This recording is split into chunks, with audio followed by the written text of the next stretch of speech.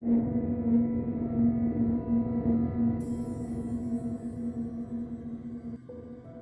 a small, remote town, nestled deep within an ancient, whispering forest, there stood a house that bore the scars of time. Its weathered facade told stories of decades past, stories whispered among the townsfolk. They spoke of a curse that clung to the very wood and stone of the house, a curse that ensured no soul could spend a night within its decaying walls without facing something truly terrifying. One fateful night, fueled by equal parts curiosity and bravado, my girlfriend and I gathered a group of intrepid friends to spend a night within that infamous haunted house. Approaching the ominous dwelling, the towering trees appeared to reach out with twisted limbs, their leaves forming a sinister canopy that swallowed the pale moonlight. Their shadows, like ancient specters, danced ominously on the overgrown path leading to the front door, a path choked with brambles and nettles, as if the forest itself sought to dissuade intruders. As we crossed the threshold, the air inside grew heavy with a malevolent presence. The walls groaned and creaked as though they held their own agonizing memories, the time-worn wood a canvas for countless ghostly apparitions. The rain, driven by fierce winds, hammered the windows, echoing like a relentless drumbeat that underscored our growing unease. The living room, dimly lit and suffused with an eerie green glow, became our sanctuary of unease. Shadows moved with deliberate purpose, their dance a macabre waltz around the room, and a symphony of ghostly whispers, barely audible, seemed to emanate from the very walls. Goosebumps prickled our flesh, and our heartbeats quickened in response to the mounting dread. Suddenly, from the yawning maw of the hallway, it appeared.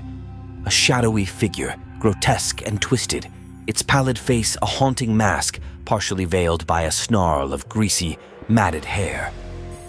It stood sentinel, as if waiting for our arrival, its hollow eyes piercing the darkness, and its lips twisted into a sinister grin. Panic seized our group as we scrambled to escape, but the doors slammed shut with a thunderous finality, and the windows exploded into shards of malevolent glass that gleamed like malevolent stars. The room's temperature plummeted, and our breath materialized in the frigid air, forming spectral tendrils that reached out to grasp us. The apparition drew nearer, its unearthly form casting elongated shadows, while its ghostly moans swelled into an unholy chorus of despair that reverberated through our souls. Huddled together in abject terror, my girlfriend and I found ourselves prisoners of the sinister house. The flickering, sputtering light was our only defense against the malevolent presence, and it seemed on the verge of being extinguished by some unseen force, as if the very darkness sought to swallow us whole. Just when all hope seemed lost, a blinding burst of light filled the room. A brave neighbor, drawn by our blood-curdling screams, had come to our rescue, dispelling the malevolent presence with unwavering determination. As my girlfriend and I staggered out of the haunted house, drenched, trembling, and forever changed, we couldn't deny the spine-tingling reality of our encounter. The chilling night would forever haunt our dreams, a shared trauma that bonded us in a way nothing else could. It was a stark reminder that sometimes the most sinister tales of horror are forged in the deepest corners of reality, where the line between the living and the supernatural blurs into an indistinguishable realm of fear and dread.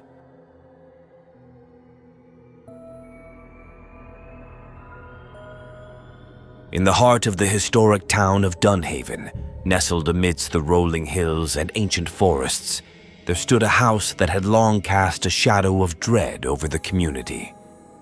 The tale of its curse had been passed down through generations, and its chilling reputation was bolstered by the eerie, abandoned look it wore, like a relic from a forgotten era. The house, known as the Wraithmore Manor, was more than just a place of local legend. It was a real, historical site, with a dark past that had captured the fascination of paranormal enthusiasts and historians alike. Wraithmore Manor had witnessed centuries of secrets, scandal, and sorrow, earning its place in the annals of a chilling history. One moonless night, I found myself drawn to the haunting allure of Wraithmore Manor, deciding to venture inside alone. The air was thick with an eerie stillness, and the silence was punctuated only by the ominous whisper of the wind through gnarled trees. The path leading to the manor was overgrown, choked with weeds and thorns, as if nature itself sought to deter intruders. As I crossed the threshold, an oppressive atmosphere wrapped around me, as if the very walls of the manor exhaled a long-held sigh of despair. The creaking floorboards beneath my feet seemed to lament my intrusion, while the dusty air was heavy with an uncanny, ancient smell. In the dim, flickering light, shadows moved with a life of their own, darting and skittering across the room, their movements purposeful yet enigmatic. Murmurs like faint echoes of a long-forgotten conversation danced on the edge of my hearing. Tension coursed through my veins, and the hairs on my neck stood on end. From the depths of Wraithmore Manor, an unsettling presence emerged, a spectral figure, a ghostly silhouette shrouded in a tattered veil. Its mournful eyes glistened with a haunting, ethereal glow as it gazed upon me. Fear coursed through me, and I made a frantic attempt to escape. But the doors, heavy and ominous, swung shut with a deafening slam, and the windows shattered with a sinister resonance, shards of glass twinkling malevolently in the gloom. The room's temperature plummeted, and my breath materialized in the icy air, creating ghostly tendrils that reached for me. The apparition drew nearer, its form fluctuating between translucent and corporeal, casting elongated shadows that seemed to writhe like sinister specters.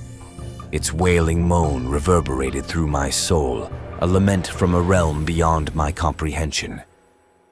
Huddled in terror, I was trapped within Wraithmore Manor. The dim light, on the verge of fading, cast eerie, flickering shadows on the decaying walls. It seemed as though the very darkness conspired to consume me. Just when hope appeared to vanish, a blinding burst of light pierced the darkness. A courageous neighbor, drawn by my desperate cries, arrived just in time to dispel the malevolent presence. As I fled Wraithmore Manor, drenched in sweat and shaken to my core, I knew I had experienced something beyond the realm of reason, an encounter that would forever haunt my memories. My solo experience in the haunted Wraithmore Manor, a real place with a chilling history, had left an indelible mark on my soul, a chilling reminder that some mysteries are not meant to be unraveled, and the supernatural can weave itself into the fabric of reality, forever blurring the line between the known and the inexplicable in the town of Dunhaven.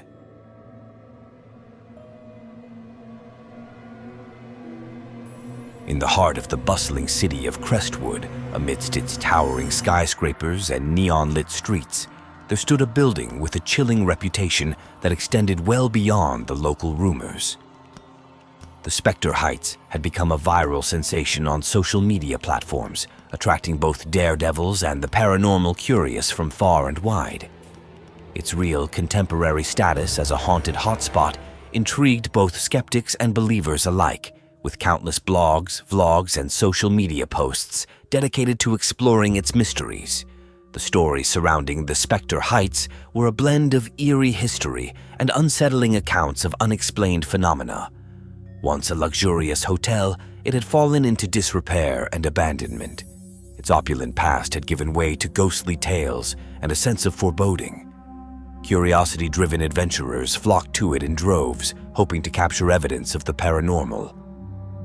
One moonless night, I found myself among those drawn to the viral sensation, standing at the entrance of the Spectre Heights, determined to explore its mysteries alone. The city streets were eerily quiet, the usual urban hum replaced by an almost unnatural silence. The building loomed over me, its windows dark and foreboding, a stark contrast to the vibrant city that surrounded it. As I crossed the threshold, a palpable tension settled over the building. The lobby, once a grand entrance, was now a shadowy abyss. Broken glass and tattered remnants of its former glory painted a haunting picture of decay. The air was thick with an unsettling chill, and every creak and groan of the decaying structure seemed to echo with the weight of history, as well as the whispers of countless souls who had passed through these forsaken halls. Inside, strange occurrences began to unfold.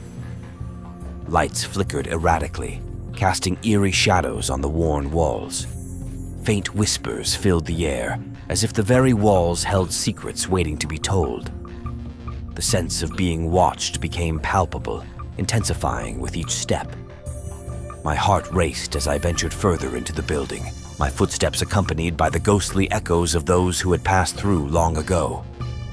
Then, in the dim light of a grand hall, I saw it, a shadowy figure, formless and elusive, moving with an otherworldly grace.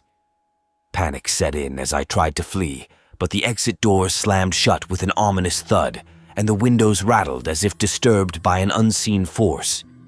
A sense of isolation and dread enveloped me as I stumbled out of the Spectre Heights, drenched in sweat and trembling.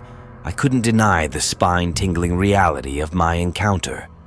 The contemporary building had etched a chilling experience into my memory, a stark reminder that even in the modern world, mysteries and the supernatural could converge in the most unexpected of places, leaving one forever haunted by the unexplained. The viral sensation of the Spectre Heights had proven to be more than just a trend.